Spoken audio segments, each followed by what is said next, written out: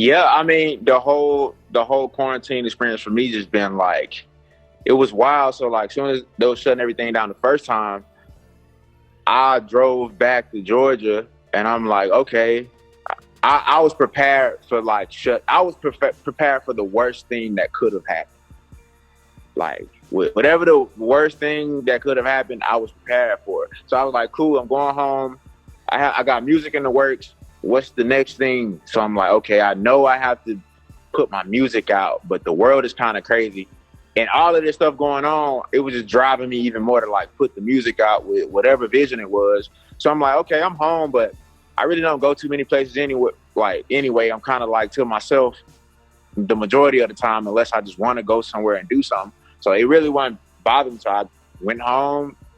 I'm like, okay, I got music to put out. I feel like the world needs to hear this.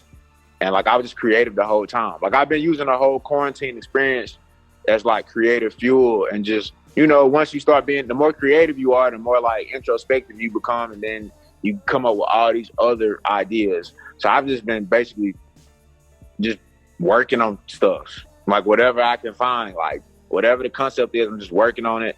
And then just working. That's just making things that I can make. Right now, I kind of, when I was home, I got like my regular UAD setup, Atom audio speakers, and just like MIDI controllers and stuff. But right now, I'm kind of like off the grid somewhere. Just kind of like, I set up, I got a Prophet 6, a Juno. I got like a OP1. Got like a vintage kit right now, and like a 65 Fender amp and a couple guitars. So I just kind of got a bunch of stuff and just was like, I want to go to one location and just kind of like breathe and just make things, and like a piano and stuff. So it's just been it's a lot going. I got the inbox set up and I got the out the box set up. So if I want to work in the box, I'm able to only in the box. I can. If I want to go outside and work, like I might want to just work on sounds for a whole day, I could just sit in here and just make them. And it's cool, like, you know, because it's nothing to do. So I'm just working on stuff, trying to make the next sound, song, whatever it is. I'm just doing it at this point.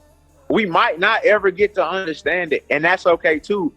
It's just making sure like you do what you need to do to go toward like the optimization of the world. Even though I do think like humanism is dead in the sense as a concept, I think. So it's like, it's interesting. So it's like, you really have to be about what you about. Like if you about like just whatever that is, you got to do something timeless within that, no matter what it is. Like it ain't got to be, it could be the most simple thing. Like make sure, you know what I'm saying? Just people just do something, because in the future, everything is going to be different. I think like future stuff, I don't even know if humans are going to be able to handle the future.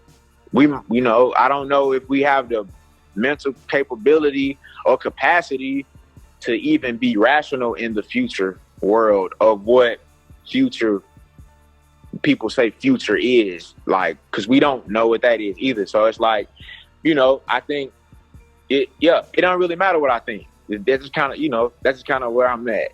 The only thing I can say is like, it's outdated. Don't get sedated don't get sedated in the outdate.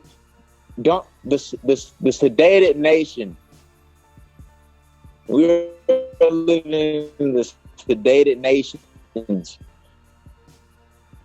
That's all I gotta say. Sedated nations of red smoke and gore and beautiful gold milky roads. That's what it all looked like to me.